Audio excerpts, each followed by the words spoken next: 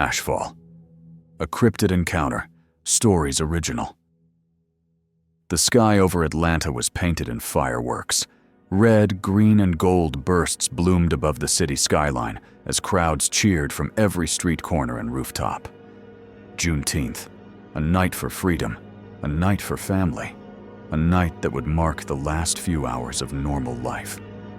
Malik cradled his daughter Nyla on his shoulders as they left the festival grounds, her hand sticky with melted cherry popsicle. Shay walked beside them, snapping pictures with her phone. Nyla's curls, Malik's tired smile, the faded mural of a civil rights march behind them. They didn't hear the first tremor, but they felt it. A subtle shake, like the subway passing beneath their feet, except they were 3 blocks from any station. Then came the second, stronger, enough to rattle windows and knock over a food truck sign. People froze, looked around. A hush swept the crowd.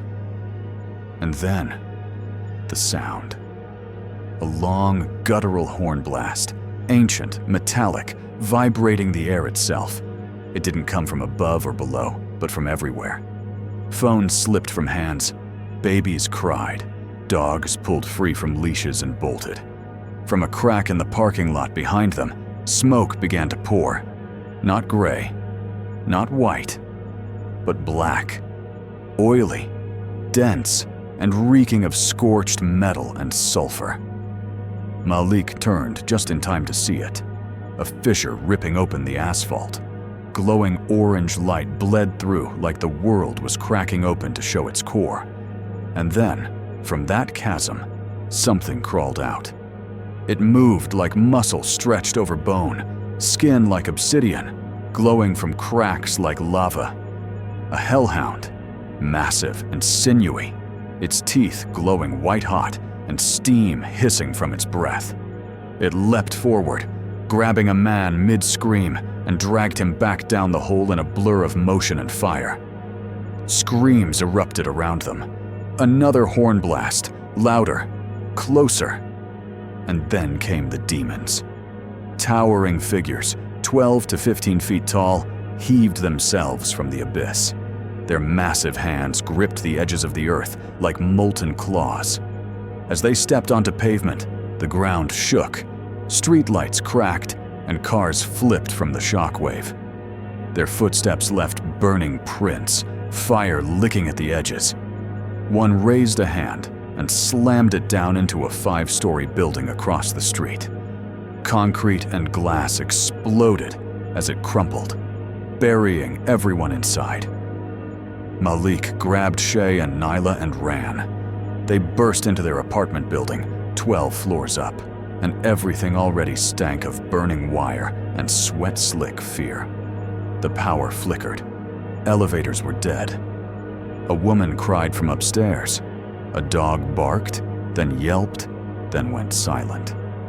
They sprinted up the stairs, every floor a fresh horror show. On the 5th, the wall was peeled open like tin. A blackened arm reached in and seized a teenager by the chest. The demon's superheated palm hissed as it pressed against skin, flesh bubbling, blood steaming. The boy didn't scream. He just went limp.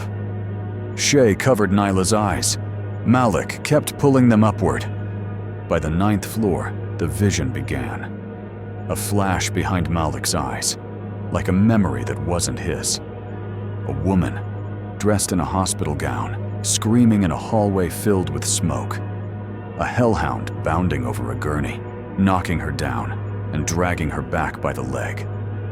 A pastor praying in a church basement, a massive claw bursting through stained glass. He didn't run. He looked up, eyes burning, before vanishing in flame. A child crying in a bathtub while fire crept under the door. Malik stumbled. "Babe!" Shay grabbed him, shaking. "What did you see?" I don't know. Like they're showing me what they've done. Everywhere." "They're doing it everywhere," Shay whispered, staring out the hallway window. Fires raged in every direction. Downtown was a wall of smoke. Demons stomped between buildings, their horn blasts echoing an unnatural rhythm, like war drums. The city was under siege. They reached their apartment just as the building lurched again, tilting 5 degrees. Shay slammed the door shut. Nyla crawled under the table, hugging her stuffed bear tight enough to tear the seam. From their balcony, Malik saw a demon lift a bus, a whole bus, and hurl it into a Target storefront. Bodies flailed midair. The demon roared again, and more hellhounds emerged from the cracks, smaller than the giants but faster. 4-legged death streaks with jaws like steel traps. One leapt into their building. "Closet! Now!" Malik shouted. They hid in the supply closet, the only room without windows. Seconds later, glass shattered in the living room. Something snarled. Heavy paws clicked against hardwood. It was in their apartment. Nyla whimpered. The creature sniffed, its breathing louder than any engine Malik had ever heard. It stalked past the closet door, then stopped. Malik held Shay's hand, felt her heartbeat racing against his palm. Then, a horn blast. The creature bolted, leaping through the hallway. Moments later, the building began to fall. They ran, through twisted stairwells, over crumbling concrete, dodging fallen beams. Flames nipped at their heels. Shay's shoe melted halfway off, leaving her with a limp. Malik carried Nyla on his back. Outside, a crowd of survivors had gathered near the overpass. The ground split again. Another hellhole opened beneath a parked ambulance, swallowing it whole. One man tried to jump the gap. A hellhound leapt faster, catching him midair and slamming him into the asphalt, then dragging him screaming down. Just before dawn, the horn blasts stopped. The creatures began to slow, like the light weakened them. One demon roared at the sun, its body steaming, and collapsed into a heap of ash. Then another, and another. By the time sunlight touched the city's tallest tower, the hellhole sealed. The smoke lifted. Silence. Malik, Shay, and Nyla stood in the ruins of what used to be their neighborhood. Buildings smoldered. The air reeked of blood and sulfur. The only thing that moved was ash. And Nyla, quiet until now, spoke. "Daddy, the fire said they'll be back." Thank you for watching Cryptid Encounter Stories.